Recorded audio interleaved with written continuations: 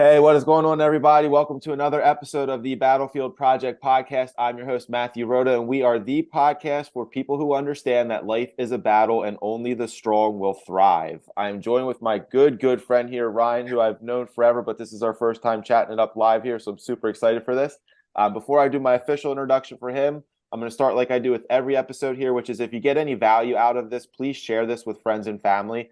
The entire purpose and intent of this podcast is to create massive positive ripple effects in the universe and to have guests come on here and for me to shine a light on them and basically for them to share their stories and let you know that every human being on this earth has struggles. Nobody gets through it untouched. The difference between people who appear to be winning compared to the people who appear to be losing is winners fight their way through those battles and they come out stronger on the other side. So and I'm looking at myself here a little bit. Like I have some weird pink thing going on with my eye last 2 days. So please pardon the weirdness of my droopy eye here as I do this. But Ryan, man, thanks for being here. Let me do a quick introduction. Ryan is an internationally recognized expert in the field of personal transformation. Over the past decade, he has helped thousands of entrepreneurs get out of their own way to unleash their greatest purpose. Ryan is an entrepreneur, business coach, endurance athlete, and the host of the Soul Wealth podcast. And I'm going to add in there, he's a spectacular husband and father. And yeah, man, I love watching everything you're doing. You've inspired me for at least a decade now with some of the stuff you're doing with like the coaching world and the fitness world, man. So I'm honored to be here with you and excited to hear from you. Matthew, dude, I'm pumped to be here. I feel like Appreciate it, this dude. has been, like you said, a decade in the making. The Yep, first I time we're hear you. getting to talk in person. Yeah, it's awesome, dude. So yeah, man, I love you, man, already. I'm gonna say that in advance because you're one of those dudes and people in general that puts out good energy into the world constantly and is on this earth, I think, to inspire other people. So I think we're cut from the same cloth, and I'm excited to hear what you have to Well, share with our audience here. likewise, man. Like, I was just saying, I wake up at 5 in the morning every day, and I'm downstairs. I'm doing the incline bench. I'm cranking out reps, and I'm thinking of you, and I'm like, this fucking guy, his form with everything he does is perfect. Like No, it's not. But, I'm watching you do pull-ups. And I'm like, damn it, man. How is he yeah, doing this? yeah, slow and methodical is the answer to that question, man. Yeah, Very and slow. you likewise, man. Like you honestly, you push me. Like I Appreciate watch that. the way you live, not just with your fitness, but your family, your business, your everything. And it's like I know you push yourself and dude, like your transformation, you got jacked the last few years. I I'm did. like, Yeah. what the Yeah. heck? And I have my wife partly to thank for that because she dated a guy prior to dating me and then married me. And he was this like ripped wrestler. And like, when I met her first, I was like kind of like little noodle arms. And I'm like, oh shit. Like Yeah, she's because used to you like the were bulky leaner dude. before, right? Like years Yeah. ago. Yep. Yeah, I Yeah. I was remember that. very much lean. And then I was like, all right, it's time to build some muscle in this frame. So we've been making that a focus. Yeah, we'll tell you what, my wife hates my build right now because I got a marathon and then an ultra coming up and I've Yep. lost like 10 pounds. So Yeah, I know exactly what I live the constant struggle of like, am I a runner? Am I a weightlifter? Like what physique? Because like the runners have a certain body type, the strictly weightlifters have a certain body type, and I want to kind of be that like hybrid athlete. But I always hybrid, know if yeah. I want to build more muscle, like I got to reduce my miles. But then like I love running every morning to like release that energy and like to feel that start to my day. So I'm like, so I don't want to give up running. So Yeah. I'm in Well, that happy place right now. we'll look at you probably know Nick Bear. Yeah, oh yeah, yep, He's kind of a stud. hybrid. He's a big dude and Yep, he's a fast runner. yep, Even Cam Hanes, even David Goggins, we're just talking yeah, about him. I yep, mean, he's leaner, like high reps, low yeah. low weight, Yep. but he's a savage. Yeah. Guy's Still absolutely getting out ripped. there running 30 miles at a seven Yeah. minute pace. And you're like, what the fuck? Yeah, How is it's that ridiculous. possible, man? I It's saw your run ridiculous. the other day. I was 6:49 for 7+ miles or whatever. I was like, holy shit. My buddy came over. We're always in like the mid eights, low eights at this point. I'm like, dude, we got to Yeah. get a seven on there. We got it. And we ran hard. I guess it was just yesterday morning. And we clipped the 7:46 for 5 miles on some backcountry roads with some inclines and stuff. But we were Nice. breathing heavy and we were going hard. So when I see people like Nick, Cam, like all those dudes that are running long distances at like low sevens, sixes. I'm like, I just don't know if I could do it. Like it's like a whole nother It's level you got to get it's to. ridiculous. Like Cam Hanes just ran a marathon. I think he did 250 and Insane, he's man. 55 years old. Yeah. It's ridiculous. Yeah. You I know? love it though. It's Well, such inspiration, man. so I started actually I was following him and he was talking about how he runs a marathon a day. And Hmm. that's not always a full run. Like maybe he breaks it up half Yeah. marathon morning in the evening.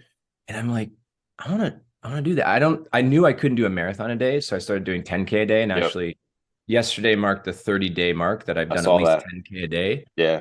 And, it was awesome. It was awesome for me to grow as a person and Yeah. like elevate. But Yep. yeah, there were a lot of days in that I was like, fuck this. I don't even want to run. I'm not doing this shit. Like Yeah. 15 days is enough. I'm out. And then you're like, no, stick with it, man. You made the commitment Those to are, yourself. I think like that's the guys like that are huge inspirations to me just to see how they push themselves. Yeah. And one of the things I learned the past 30 days is I was talking to a buddy of mine is just I felt like lazy. I just Yeah. felt like, and he's like, he messaged me and he's like, you're not lazy, Hmm. but he sees what I do online. And I said, yeah, but there's lots of times where I just feel complacent, where Yeah. I can push myself further and I don't at always. So at times. And so I wanted this 30-day window to see, Yeah. right, at what point does my resistance come up Yeah. and I don't do the run, which I actually ended up finishing all the runs for the last 30 days. And it's like, Yeah. it feels like it got me to another level. Yeah. Dude, we're going on vacation this week, semi long story short. And Yeah. on vacation, I usually like, it's my week of like once a year, like eat what I want when I want, not worry about like, being super diligent with my intake. And I exercise, but not as much. And I'm just this week, I'm like, you know what? Maybe I'm going to start 75 hard like the day before vacation. So like I have to be Right. super disciplined. Yeah. And my buddy, he's like, you're nuts, man. I'm like, I know, but like I can't like as soon as the idea pops into my head, I'm like, uh-oh. I'm like, I don't know if I can let that go now. And he's like, but let me just tell you, he's like, even if you do that, he's like, it's never going to be good enough to you. And I'm like, you're right. And like, and it's like catch 22 with people like that are wired like us, man. It's like push, push, push, push, push, achieve, achieve, achieve, achieve. But like even when you get there, it's like what's next? Like you Yeah. can't like I can't settle into complacency because I feel like if I do in any area of my life, it's a tricky, slippery slope that I'm like, then all of a sudden I just slide backwards. And I'm like, I can't let myself do that. So I'm constantly looking for that like next edge, next corner That to edge. Yeah. turn. Yeah. It's I mean, I do the exciting life same to live, but it's thing. challenging, man. Even after I finish a workout, I'm like, okay, what's the next workout? Yep. That one's done. Good, awesome job. Let's go to the next. Yep. And I Let's do often one. look at what could I have done better. I mean, that's the Yep. first thing I do. Even after I get off of business training, I'm like, okay, Yeah. what could I have done? I always Yep. want to improve things. Yeah. I was gonna ask you, what is your diet? Are you like eat what you want? Are you paleo? Like, how many calories? No, I don't even know. So it mostly can. So I can tell you on a normal day, if I do if I run in the morning and I lift in the afternoon, I will usually have 6 helpings of food throughout the day.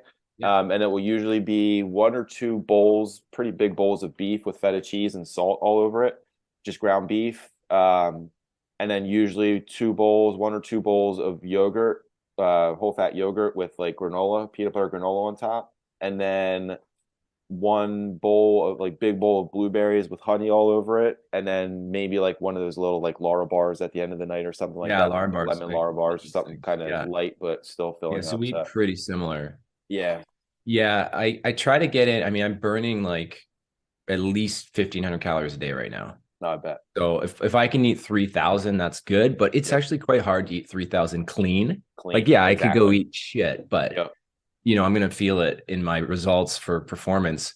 Yep. But yeah, so very, very similar. I mean, like, my wife and I pretty much eat paleo most of Yeah. the time. Yep. But man, anything when I'm on the best diet is actually I'm only eating meat, 1 serving of carbs, so that would be like a yam or sweet potato, Yep. and then the other carbs would be fruit Yeah. and Yep. some vegetables, but that would be it. Like no processed foods like Yeah. breads or rice or Yeah. anything like that. Yep. Um, and man, I find I just get like I feel great. I get fat just sheds off, Yep. and I perform like amazing. So Yeah. diet's a huge part of my life. Yeah. Like Same, dude. before I became a coach, I actually a business coach. I was going to go get certified as a personal trainer and a nutritionist. That Okay. was the goal. So that Yeah. just like goes hand in hand with what I do, but I Yeah. went a different route, Yeah. basically. Awesome, dude. Yeah. Shit, man, I can sit here all day and talk to you about this kind of Yeah, stuff. yeah. Let's dive into the nuts and bolts here of what this podcast is all about. And I say to people all the time, like from the outside looking in, man, like, and probably some people think that about me, like you got it all figured out, like work from home, live in a beautiful home, great family, in shape, athletic, focus, laser focus, but like that's what the world sees. So like we all have our struggles, man. So I'm kind of selfishly like, I wonder what Ryan's struggles are, like what he's Yeah. had to deal with, just to kind of learn more about you, man. You know what? I was sitting with this before we started the episode. I was thinking, what do I want to talk about? You know how some people have like a specific thing that they struggled with and that birthed their this new chapter of their life. I don't have like a one thing. I have like a thousand things Mm-hmm. that Yep. were hard. When I look back on my life, I have not had an easy life because my life went against the grain. I mean, I dropped out of high school in grade 11, Okay. and I became an entrepreneur. And, I started a construction company when I was 19. And so my whole life, like I'm 40, going to be 42 this year. It's been a challenge, man. Like it's not Yeah. been the typical norm that people do. You get out of school, you go to college, or maybe don't go to college, you get a job and you work that job until you retire, kind of thing, and you have a steady paycheck. Mm-hmm. The hardest thing that I have struggled with is, how some people, they fluctuate in their weight. Yep.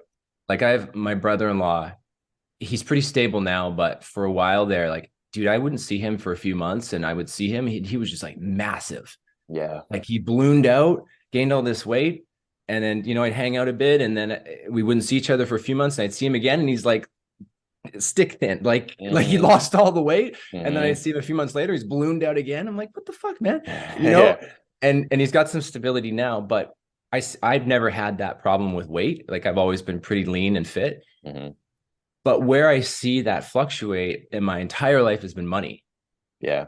I've had extreme, like made millions of dollars and then down to like in debt, $100,000 and then back up to millions. Like it's very interesting. And that's been my through line, one of my struggles that I've had. Mm-hmm. Um, and it's been, it's been a hard thing because you would know this as an entrepreneur, you don't get, um, stable income coming in always. Like it Yeah. fluctuates. Like you can create a business model that there's stable income, Yep. but that can change. The Yep. market can change, the client base can change. And so it's been a process of like I went into construction, then I went into network marketing, and then I started to do coaching. And it's like all these things that I've done, there's Mm-hmm. been like this roller coaster with money, Yeah. and it's been very interesting. So yeah, I can talk deeper into that. But a lot of it stems from my dad. So I grew up. This is actually interesting because I was going to talk to you about this. I grew up with my mom was a stay-at-home mom, Mm-hmm. and then I have two sisters. So I have Elizabeth is my middle sister, and then Krista is my oldest sister. So I was the youngest and the only boy Yep. growing up. So my mom raised us. She's a stay-at-home mom.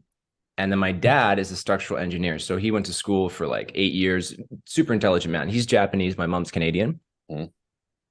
And my dad, he worked like all day. He wouldn't get home till late. So my mom essentially raised us. Mm-hmm. So even though my dad tried to like teach us about money and teach us about discipline and masculinity and focus, like he took judo and he put me in martial arts when I was a kid. He was trying to groom me from a boy to a man, Mm-hmm. but my mom had the final say, Mm-hmm. so to speak, right? Because Yep. she was the one with the influence because she was raising all the kids at home all day. So he Yeah. would come home, try to, teach me how to become a man, and my mom would overly mother me, Yep.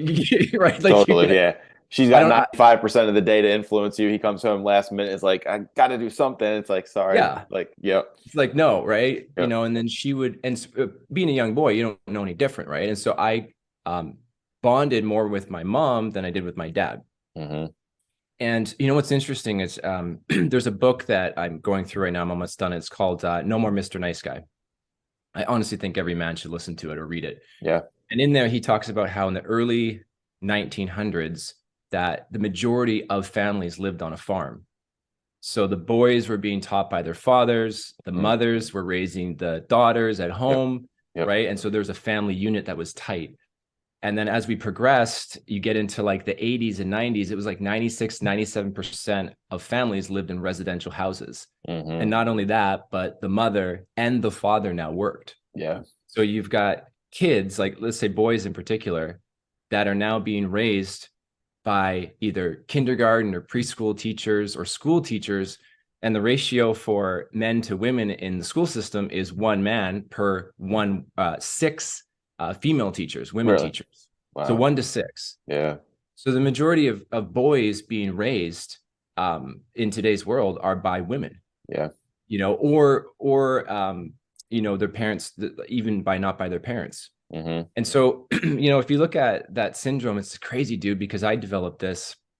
I mean, I developed a nice guy syndrome, and it really started to show up like in my money, my relationships, my health, everything.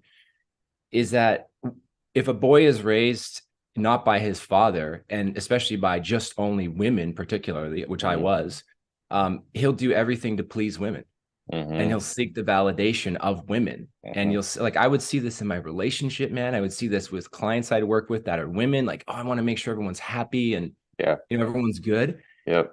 And if I look at it now and I talk about my money fluctuating, all of that stems back to my lack of masculinity Mm. and being stable and being a provider, and that stems all the way back to my childhood and Yeah. primarily being raised by my mother, which is insane. Yeah. Dude, that's some deep shit, man. Because I'm like, as I'm listening, I'm like, okay.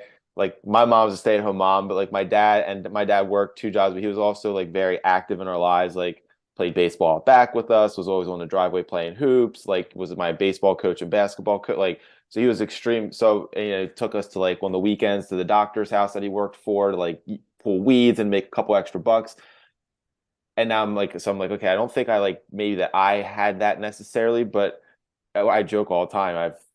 I'm married to my wife, and I have 3 daughters, and I have my one son. And I'm like, oh God, I'm like, this dude's gonna be like born and raised in like a house of femininity. So I joke with Ellen sometimes. I'm like, I'm gonna turn him into a savage. She's like, no, you're not. Don't say. I'm like, no, I am, because like he's gonna get a strong influence of women in his life, and like I want him to be that. Yeah. We talked about the hybrid athlete. I want him to be the hybrid human as well, which is like extremely respectful to women, love like all that good stuff, but then also be able to like be a little king and like a little lion and just like devour like the competition. And she's like, well, I don't know. I'm like, no, trust me. Like I'm gonna pour into that kid like masculinity because he's gonna get plenty of femininity Yeah. like, Yeah. indirectly by A being lot in of the environment estrogen. that he's in. Yeah. How do you do that? I mean, I don't have a son, I have a daughter. Like, Yeah. how do you do that as a dad? I actually think we're trying for a second, and my gut feeling Okay. is it's going to be a son. Yeah. Like, how do you do that as a dad? Because in Yeah. society today, I mean, like I grew up, I got hit. Like Yeah. if I was out of line, I got hit with a wooden spoon or whatever, Mm-hmm. right? Like not like Yep. physically Yeah. abused, Yeah. but disciplined. Yep. Today, that's child You're abuse. not You allowed can't. to because someone will I call know. the So cops like, on how you. do you Yeah. find the line between like getting your son on your edge and then also, nurturing him, or maybe you just let Yeah. your wife nurture him? I don't know. Yeah. So I mean, I don't I can't answer that fully yet because he's only 10 months, but like I'll share an example. Like, my little we got the 10-month-old twins are coming up on 11 months, I guess, at this point. And like there's my little Lily who's like this little daint, like cute little adorable human being. Like I treat her like she's a daint little flower. And then Miles, like they came out at the same time, but he's 5 pounds heavier than her. So he's a fucking tank. Like you hold him and you're like, oh man, you hold her and you're like, oh, you're so sweet. Man. But just and I don't even this probably wasn't even intentional, but now you're just asking a question. Like there's all the time I'm holding him and I put him up in the mirror with me and I flex and I take his little chubby arm and like show me your muscles and I hold his little arm up and he like giggles and looks at me and I'm like so even just like I don't do that with Lily, and not to say like women can't be strong, of course they can, but like I want like people might be listening like, oh, here we go, like man and woman, like Matt's like going on this deep end stuff, but like I believe there's a obvious difference between men and women and like the roles that we serve on this earth. So like I want him to be a protector. I want him to be a provider. Yeah. I want my daughters to, be providers and also like protectors of their own stuff, but like them to look at the men and be like, I expect that out of a man. Like that's what I want to be with my wife. And so it's an interesting thing. Like my buddy, he does Purpose Infused Brotherhood. He's a business partner of mine. He has a son who I think is like 11 or 12, and he's getting into like a program where it's kind of like a weekend of like rite of passage for sons to Hmm. become men. And one That's of cool. like the one thing that he mentioned that they do, which I'm like, that's awesome, is like he like holds a flag for the weekend, and it's his son's job to snake that flag 3 times throughout the weekend, and like to catch him not paying attention. So there's just, and I'm reading all the like Wild at Heart, like it's going to be an Yeah. interesting Yeah. I journey heard for that's a good sure, book. but I don't know. It's phenomenal. Yeah. But I don't know the answer yet because I'm just starting that journey. But it's important to me because I'm not going to let my son and then also indirectly my daughters be raised to think that there's no distinct roles between men and women. Like there are, Yeah. and the best families thrive with each other playing those roles. And of course they Yeah. can blend and they should blend, but like there's distinct roles. Well, it is a fine line. I mean, dude, you're a huge inspiration, so it's going to be cool to see your son grow up and just see what you do. I mean, one of the things I've learned becoming a father is your parents, your kids don't give a shit what you say. They Yeah. model what you do. Yep. They're watching every move you make, Yep. you know, and it's crazy to think like how many, especially dads are out there who have really fucked up patterns and they think that their kids are going to have a better life than them.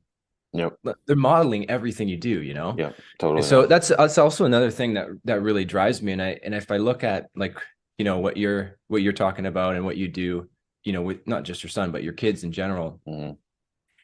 it's like what what drives me to be a better person?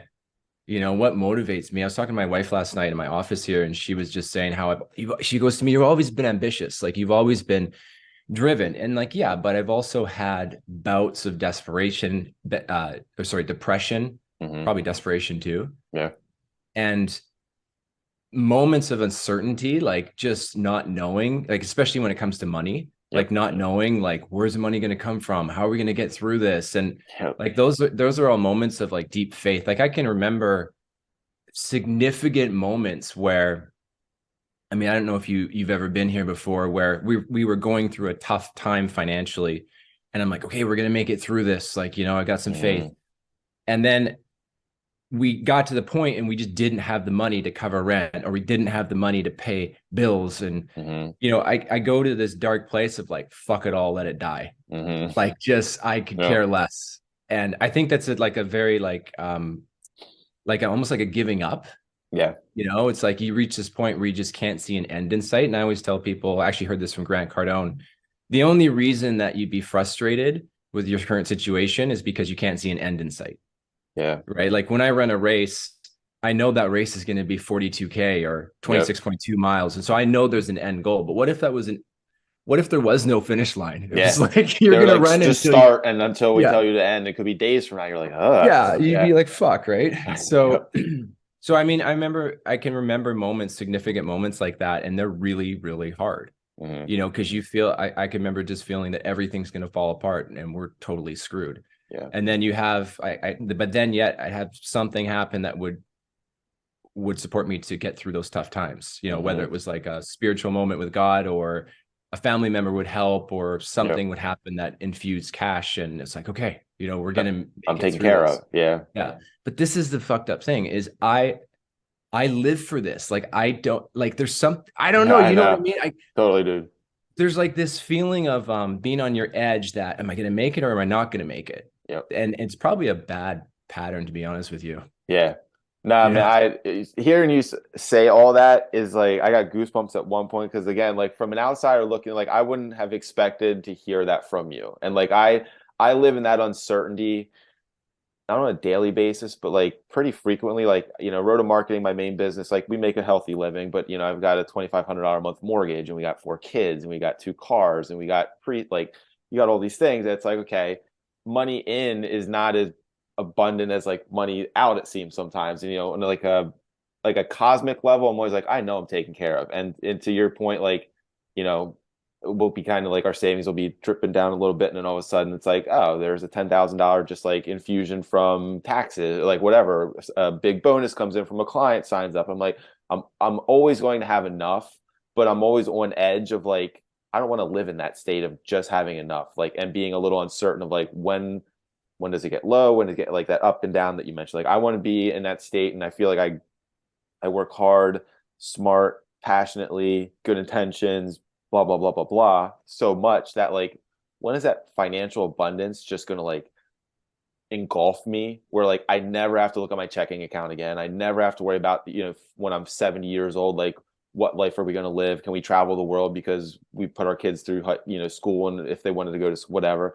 And right Yeah. now that's like, it's a tape that plays over my head constantly. It's like, am I going to get to that point? And then I close my eyes. I'm like, of course I am. Like, I trust myself. I trust God. I trust like the plan. Of course I am. And then I get itchy because I'm like, why is it not happening yet? And then it's like, you read all like the sage advice from the like people way smarter, more spiritual than me. It's like, it's on God's timeline. Okay, you're Yeah. right. Like, I can't force this, but I want it tomorrow. Like, it's just this constant battle, like internally. And you like, I feel alone so many times because I'm like, you're probably well connected with other successful, driven people on social media. So you see them like, everyone lives their best life on social media, and you sit there and you kind of like, am I the only human being on this earth that like doesn't have a huge savings account, like only has like small retirement stuff going on right now at 40, and like I got 4 kids? Oh man, I think more people than we know, especially now. Probably, yeah. We were at a coffee shop the other day, and it was this is crazy. It was a Starbucks, and it was just before school started. There was a school around the corner, Mhm. and my wife and I were sitting there having coffee, and I mean, like 20 kids rolled into Starbucks at 8 in Yeah, the morning, and they're all buying frappuccinos, pastries. Like, I mean, dude, when I got dropped off either from the bus or my parents, and yep. like I didn't have You no go straight into Starbucks, school. Yeah. like straight to Yep. school. But anyways, they're lining up, and what's crazy is they all have phones now, and Mhm. we didn't have phones either when we were growing Yep. up as kids. And they before they went to buy something from the cashier, they would open their phone and open their bank accounts, and they would check to see if there's enough money in their bank account to Yeah. use their debit card to buy something. Yeah. And I'm like, that's crazy, because when in the past we've gone through really hard times, psychologically, I would walk into a grocery store or any store to buy something, and I'd be like, fuck, is this gonna go through? Like, do we have Mhm. enough money in the account? And then I'd pull up my phone and I'd check, like, oh, okay, Yeah. sigh of relief, right? Because the last thing I wanted was I go to purchase something, I tap my card, or push my card into the machine, and it says denied. Hmm. Like, that's the most embarrassing Yeah. rejected feeling ever. And Yeah. so I was trying to avoid those feelings of feeling like a loser, feeling like a failure, not feeling Yeah. good enough. And so I would manage, and you see it with the kids. The kids don't want to walk up, tap their card, and it says denied. Yep. Right. And so they're like trying to get away from that feeling and make sure that they have enough money. But Yeah. what's scary is like they're doing that as young kids. Like some of them aren't even teenagers. Yeah. And that's like the programming Yep. that they're coming into as adults Yeah. too, Yep. you know? Yeah, I was on a call because like we're talking about that, and then I come from, I don't come from, but like I live sometimes or float in that scarcity mindset at times, and then deep down, like I have an abundant soul, and I know I'm surrounded by abundance, so that's why I know it's all good. But sometimes you need like reality checks of like hard like examples of something that happening, and I was on a call like a week ago for a group I joined, and at the end of it, they're like, guests, please stay. We're going to talk to you about like what it looks like, and it's like $100 a month, and I'm like, it's like a men thing. I'm like, yeah, I'm in. Like, yeah, it was a great call, great group of guys. I'm like, I'm in. And two or three of the other guys, all my age or a little bit older, were like, I really want to join, but I can't afford the $100. I really want to join, but I don't have extra. And I'm like, I got off the call, and I'm like, shit. Like again, like I look at the super successful on social media, I'm like, man, I'm struggling and I'm failing. And then I get off a call like that, like real live, and hearing other guys who like would look at me and be like, oh, he's got $100 extra per month that he can spend on something like this. Like, man, he's living a good life. He's so lucky. And it was like it shook me right back into like a state of gratitude of being like, I'm super fortunate. Like Yeah. we have plenty of money to do whatever Yeah. we want to do. Like I don't have a ton in savings and like extra right now, but like we live our life. Like we don't ever have to like look at our checking account and be like, can we go out to dinner tonight? Of course we can go out to Yeah. dinner tonight. Yeah. Like, Exactly. and some people Yeah. don't live even on that standard. And I'm like, oh man, reality check. You know, and again, that's like those patterns that started young, and then Hmm. here they are, as adults. Yeah. And what's insane though? So nobody teaches us about money when we're growing up. I mean, I Hmm. don't know any, maybe some parents do, I'm going to do that with our daughter. We're already Yep. doing that. Yep. But I mean, I grew up like this was my relationship to money, watching my parents fight. Hmm. That's what I saw. Anything that involved money, they were fighting. It's Yeah. either they didn't have enough money to pay the bills, or we couldn't buy us this toy, or they couldn't go on a vacation. And then my Yep. dad just had to work, and sometimes my dad was working as an engineer and not even getting paid. So he Hmm. would go months without having a check. And it got to the point where even when I was in my late teens, I was working at a restaurant. My first job was working at a grocery store. I was 16. And then I started working at a restaurant. And I used to take the money I had, which wasn't a lot of money, and I would give it to my parents because they didn't have any money Yeah. at the time. They do well now, but at the time. So, Yep. these beliefs are ingrained at a young age. And the meaning I gave money and making money and having money was that it's painful and my parents fought over it. Yeah.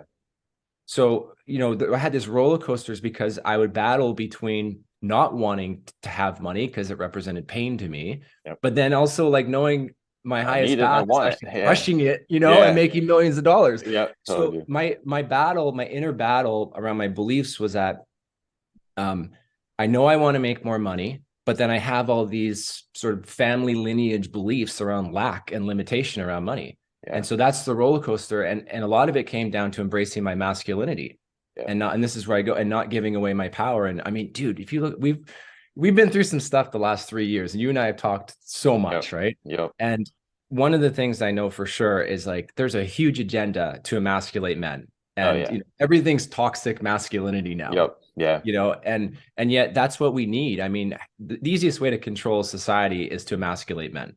Correct. And as Make soon as everybody men, weak. yep, make them all weak. And as soon Yep. as they come back into their masculinity and their power, they're not going to be told what to do. You can't tell a Yeah. man what to do who's in his power. Yep. So for me, that's where I make my money, is when I actually am conscious, I'm present, and I'm able to create money by serving people. Yep. Instead of dipping into basically old family beliefs when I was raised around money equals pain, basically. Yeah.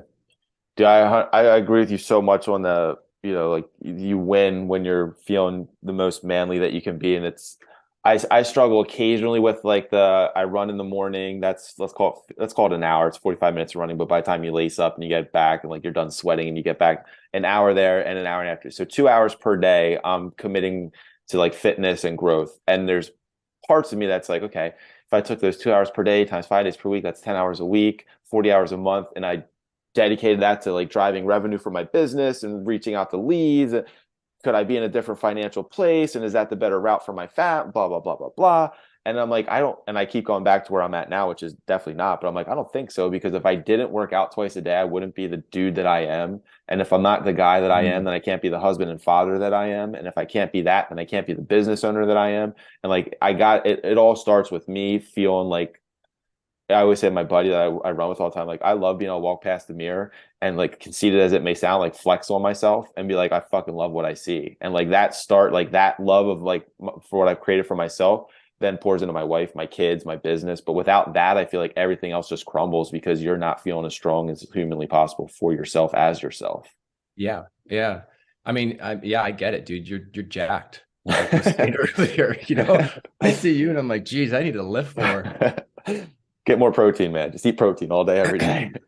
Right? Yeah, I definitely need to hit the 300 grams a day because I don't think I'm hitting that. Yeah. But yeah, I mean, everything. It's all, it's family, business, and health. Yeah. It's those three areas. What I always look at is keystone habits. So a keystone habit is, what's the one habit that you can do every single day that makes every other area of your life better? That's it. And for me, that's working out. When I work out, I feel great. If I don't work out, I'm an angry asshole. Same. And I'm not fun to be around. Same. Yeah. My wife will agree with you 100%. Yeah. Like that's my therapy and I need it. Yep. And then from there, it's just building out the other habits in place. There's something called underlying commitments. And so when I get into a position where it's like, you see these big money fluctuations where I'm doing well, I have an underlying commitment to live out my own beliefs, not my family's beliefs around money that I was taught, which is abundance, my own beliefs, which is abundance and prosperity and like believing you can create and achieve anything in life. Yep. Now, I also can dip into having an underlying commitment to feeling like it's not possible for me. Mm-hmm. I can't do it. I don't see an end in sight. I feel like a loser. And then what ends up happening in that underlying commitment is I kind of just give up. Mm-hmm. Like I just don't see a way to be able to make more money. And so for me, it's a battle between good and evil. It's like, who am I going to choose? Am I going to choose God or am I going to choose the devil? Yep. Which way do I want to live in here? Because ultimately I have that choice. Yep. We have free will. And, it's a dance that I don't think ever goes away. Like, I don't think you ever arrive, because I know lots of people that have made significant amounts of money and then lost it. Yeah. Or, things have changed and then they built it up again. But for me, it's like being conscious that there is these patterns and these underlying commitments to living a Hmm. certain way, and then just choosing each and every single day the highest, Yeah. which isn't always easy, but yeah, Yeah, dude, I think when you say it isn't always easy, I think you're exactly right. It's easy when you can consciously quickly become aware of what you're thinking and like where your headspace is.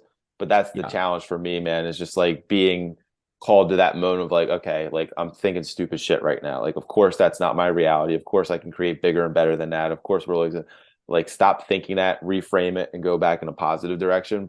yeah, That's when you're yeah, winning. But when you're not, is when you're just like for hours or a day or two at a time, just stuck in that cycle of thoughts. And then then finally snap yourself out. And you're like, Jesus, I've been like a Debbie Downer on myself for the last 2 days. making it Like, about me. yeah, man. Like, and then you really quick, you're like, I know that's not my story. Like you said, like I'm wired to like believe in abundance, prosperity, like all the above. But then and my good friend Lisa Marie, she's like a sage soul human being. She said to me when I was talking to her couple weeks ago or maybe a month or two ago, and we were having this exact conversation. She was like, when you have those negative thoughts and like that kind of disbelief in yourself, she's like, recognize that that's like you almost said, like the devil and like the world at large projecting its energy to you, and you're just like absorbing it and processing it as part of you're part of the consciousness of everything. So it's not you, it's like it's a piece of you because you're part of everything, so everything's a piece of you. She's like, but then when you recognize that, just like brush it off, shed it, and real like connect back into you as like your own source, which is what you are and what you control. And if that is prosperity and abundance, like just resonate with that. And I'm like, oh, it made me feel so light and happy because I don't beat myself up, but kind of beat myself up sometimes when I get into that state of mind where I'm like, why am I doubting myself? Why am I thinking like this? Like, I know I'm bigger and better than this. I know I'm going to achieve great success financially. Like, I've already achieved some success. Why am I? And it's like, it's not who I am. I literally say that to myself, like, it's not who I am. And then when she put it in that context, I'm like, it's not who I am. I'm like, this is awesome. Like, it literally is like, a good versus evil fight that's constant and will never go away. And like the more you allow that evil in and those doubts in, like it becomes part of who you are. But if you can recognize that it's an attack on you, but it's not Yeah, you, you can throw your yeah, shield up and deflect it as much as possible and go back into your little like core sphere and be like, this is yeah, what I control, this is who I am, this is what I expect, and this is what I'm going to get because of it. But it's yeah. hard. They're demons, man. Yeah, They get in it there really is, man. and they affect your thought patterns. And like, man, it's like when people say I'm battling demons in my head, it's true. Literally, yeah. That's Yep. literally what it is. And it's like you see it affect people's health, their Yeah. money, their relationships, everything, their choices in life. Yep. And it's like when you cast that shit out and then you come back to God, Yeah. that's that's what I believe is our true core essence. Is we're connected to divinity and then Yeah. we can create anything from that space. And it's so pure too.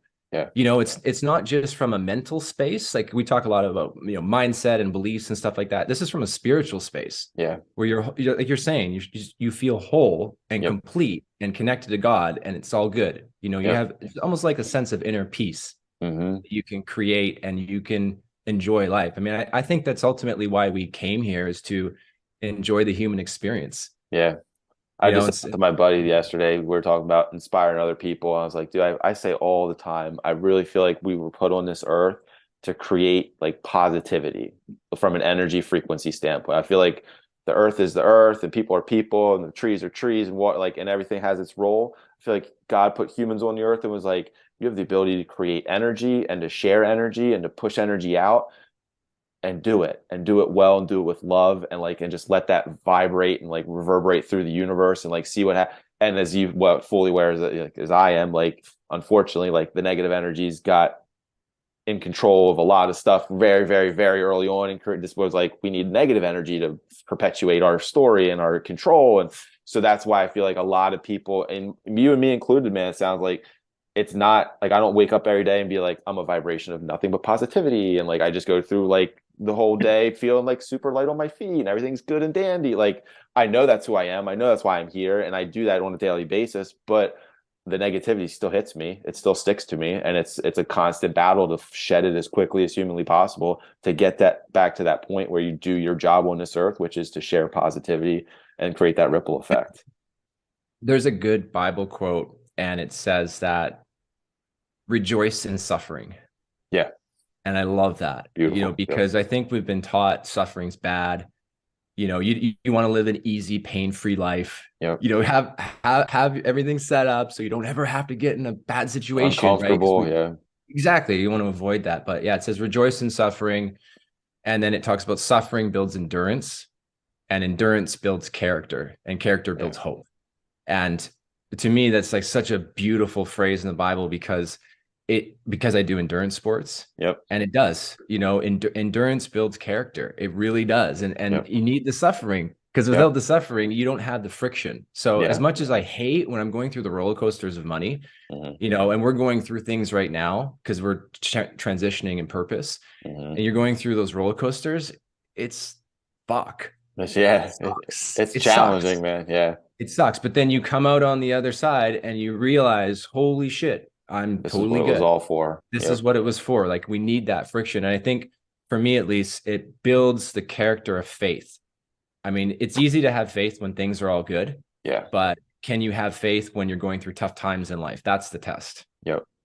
Do yeah, I could not agree with you more than that. And that's what I say to my wife all the time. Like, I just have this unyielding, undying faith that like we will hit that like abundance financial state at some point. And like, I don't know when it is, but I say I control the controllables, which is wake up every day with a good heart, good intentions, serve others, put positivity out in the world, do the work. And at some point like that, I think it was just this morning, I saw something Ed Milet posted like a slideshow on Instagram, and it was something similar to that. It's like, it's on God's plan. Like, just because it hasn't happened yet doesn't mean it's not going to happen.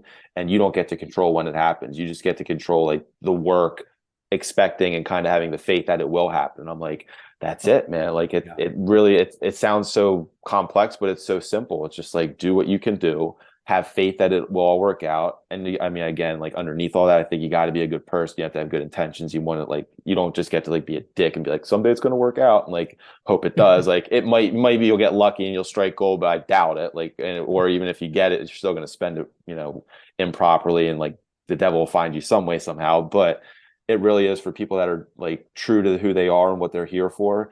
It's in us. So of course we have to experience it at some point because it's already in us.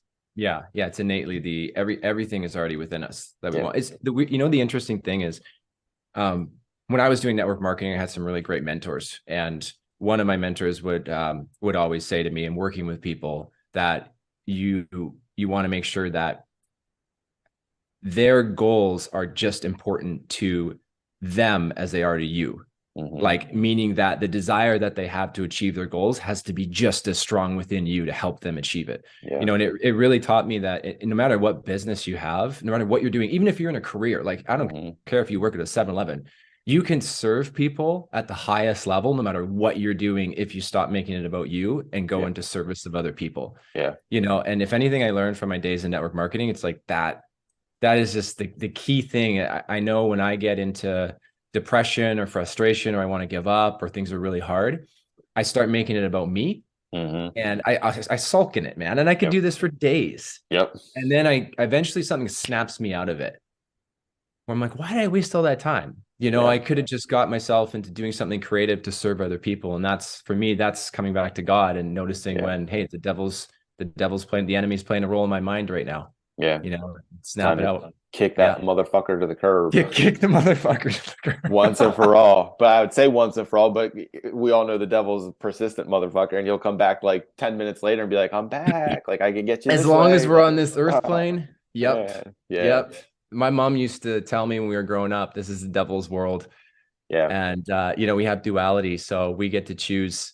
And yet you get this spiritually. I've had many moments where you transcend this world, but you're living in this world, but you're in God's world. And Yeah. you have just crazy alignment and synchronicities, and you're like, Yeah. okay, Yep. I'm in that flow now, Yeah. And then you also have moments where just, or at least I do, like total dumbfound confusion of like, how is it like that? Like how are we living like this? Like you see like suffering, you see people treating each other bad, and you're like, how is it possible that like humankind is still in this state? Like how are we still operating on this level of consciousness? Like how are we not transcended that? And like and I hope you feel the same way, but I say to my buddy all the time, because we talk about political stuff when he cuts my hair, and he's like, the world's coming to an end. I'm like, no, dude, we're good, man. Like we're alive in like a brilliant time, and like the future is extremely bright. And I say all the time, I have a feeling, I think Noah, your daughter's probably what, 4 or 5? I think she's like Caroline's Yeah, age. she'll be 3 this year. Yeah. Okay, yeah, so right in our older two age range.